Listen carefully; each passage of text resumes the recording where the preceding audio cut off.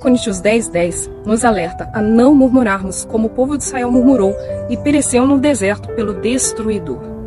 O destruidor foi liberado na vida do povo de Israel exatamente pelas palavras deles.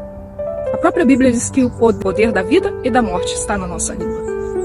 Só que também diz que a nossa boca fala que o nosso coração está cheio. Por isso que tem até um provérbio que diz, né? Vigie os seus pensamentos, porque eles se tornam suas palavras. Vigie suas palavras, porque elas se tornam suas ações. Vigie suas ações, porque elas se tornam seus hábitos.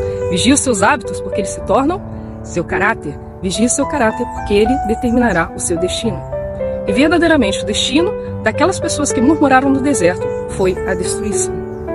Justamente porque elas não conseguiam focar na graça de Deus, no milagre que elas acabaram de receber, que foi Deus abrir o mar vermelho para elas passarem e saírem daquele jugo, daquela escravidão no Egito. A única coisa que elas conseguiam perceber é as dificuldades. Para cada maravilha que elas poderiam agradecer, elas olhavam e focavam naquilo que faltava para elas. Ah, porque no Egito nós tínhamos carne, porque no Egito nós tínhamos pão, porque no Egito... Elas não conseguiam ver que agora elas tinham algo que não se compara a nenhum benefício que elas poderiam ter no Egito, que era a liberdade delas. E é interessante que toda vez que Deus nos traz um alerta em sua palavra, pensando no nosso bem, a própria ciência, ela já comprovou os efeitos nocivos ao nosso cérebro causado pelas reclamações constantes. Quando nós fazemos da reclamação um hábito, o nosso cérebro já é programado para murmurar. Ele se reprograma e cada vez será mais fácil encontrar o lado negativo de tudo que nós vemos. Então nós temos tantos efeitos nocivos para o cérebro, como o aumento do cortisol, que vai aumentar a chance de termos insônia, problema de hipertensão, um AVC, ataque cardíaco, prejuízos à nossa memória, porque afeta o nosso hipocampo. Então a nossa tomada de decisões também é alterada. E reclamações em excesso podem realmente, como nós já comentamos, configurar o seu cérebro para sempre ver o lado negativo das coisas, aumentando também a sua fadiga e baixando a sua autoestima. Então, nós só temos prejuízos. Não é um bom negócio investir em murmuração, em reclamações. Claro que algumas das reclamações, alguns dos nossos problemas, algumas das coisas que nós colocamos são legítimas, mas em tudo nós podemos escolher olhar para o lado positivo, porque tudo terá um lado negativo e um lado positivo. Eu quero trazer para você uma história onde uma mulher chamada Ana vivia realmente uma realidade muito difícil. Ana era esposa de Eucana. Eucana tinha duas mulheres, a outra era Penina, e a Penina, sua arquirrival, vivia provocando ela, vivia instigando, vivia excitando a ira dela constantemente. E Ana chegou ao ponto de parar de comer, de chorar, sabe? De muitas vezes, como ela orou ali a Deus em amargura, então imagino que muitas vezes ela reclamou daquela situação. Ela murmurou, por que a outra tem filhos e eu não? Por que a outra gera, né?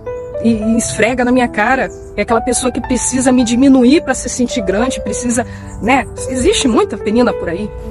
Então as reclamações de Ana eram legítimas. Realmente a situação dela era difícil mesmo. Ela não estava aumentando nada. Mas veja que reclamar, se entristecer, parar de comer e se entregar a essa tristeza não resolveu o problema de Ana. O que resolveu o problema de Ana foi no momento em que ela resolveu parar de sentar na cadeira ali do descontentamento, da reclamação e assistir a vida dela passando como uma mera espectadora. Ela parou, ela levantou daquela cadeira e resolveu tomar uma atitude.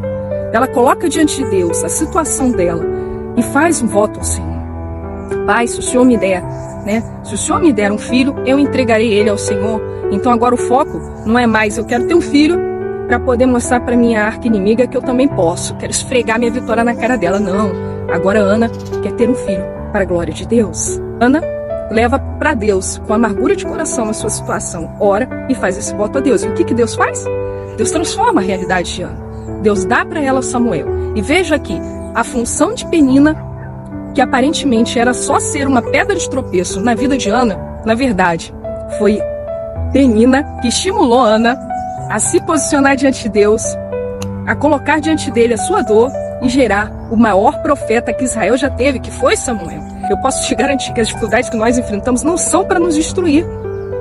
Elas são para muitas vezes nos tirar da nossa zona de conforto, para nos estimular a olhar para o lado positivo da vida, para aprendermos, inclusive, como esses maus professores, né? Porque todos eles têm algo a nos ensinar. ainda que seja não repetir o padrão de coisas ruins que eles fazem, ainda que seja nos estimular a sair da nossa zona de conforto para se capacitar mais, para conseguir chegar a patamares maiores de conquistas que Deus tem para a nossa vida. Então entenda que nós podemos sempre escolher não murmurar. Fazer como Filipenses 2, versículo 14. Fazer todas as coisas sem murmurações e contenda. Nós olhamos a nossa vida com as lentes da murmuração, nós só focamos naquilo que nos falta. Eu lembro de uma situação quando eu era adolescente, né, que eu queria aprender a andar de bicicleta e tinha uma amiga que sempre me convidava para nós passearmos e eu usava a bicicleta do meu irmão e eu pedi uma bicicleta ao meu pai. E meu pai foi lá na feira, eu tinha falado com meu pai que eu queria uma igual a dela, né, dela era linda, era rosa, com uma cestinha branca, mas meu pai deu o melhor que ele podia, que era uma bicicleta preta e masculina, né, que até me machucava um pouco, né. Então, mas eu tinha uma bicicleta para poder aprender a andar e depois passear com essa minha amiga, Líria. Mas o interessante foi que naquela mesma semana nós fizemos uma doação. E foi de uma estante bem simples, daquela assim, sabe, sem porta nem nada, era tipo uma prateleira, umas prateleiras mesmo, né? Para uma outra amiga minha. E nós fomos lá, né, levar a estante. E a casa dela era de barraquinho, era um barraquinho de madeira. Aquela estante que nós estávamos descartando para ela, doando para ela, ia ser o guarda-roupa dela. E aí eu falei, cara, eu sou rica, sabe? Olha quanta coisa eu tenho. O que é uma bicicleta rosa com cestinha branca, né? Por que depender minha felicidade disso? Olha, eu tenho uma casa, eu tenho guarda-roupa com portas. E o que eu quero te dizer é que às vezes as coisas simples da sua vida é o extraordinário que muitas pessoas sonham. Às vezes o simples, acordar, andar, falar, é o extraordinário que pessoas que estão lá no leito de um hospital gostariam de ter em suas vidas. Eu lembro quando eu não podia andar porque eu tinha rompido o ligamento do meu tornozelo, tudo que eu queria, o meu sonho era voltar a andar. Depois voltar a andar sem muleta. Coisa simples, coisa do dia a dia, sabe? Esse almoço em família que você reclama tanto, que tem briga, que tem confusão, que tem contenda. Quem perdeu um ente querido queria ter esse almoço que você tem. Será que a gente precisa sempre que coisas externas nos atinjam para que a gente renuncie esse óculos da murmuração, da reclamação e comece a agradecer a Deus? Semana que vem vou te trazer uma palavra sobre gratidão. Depois nós vamos ver como colocar a gratidão em prática.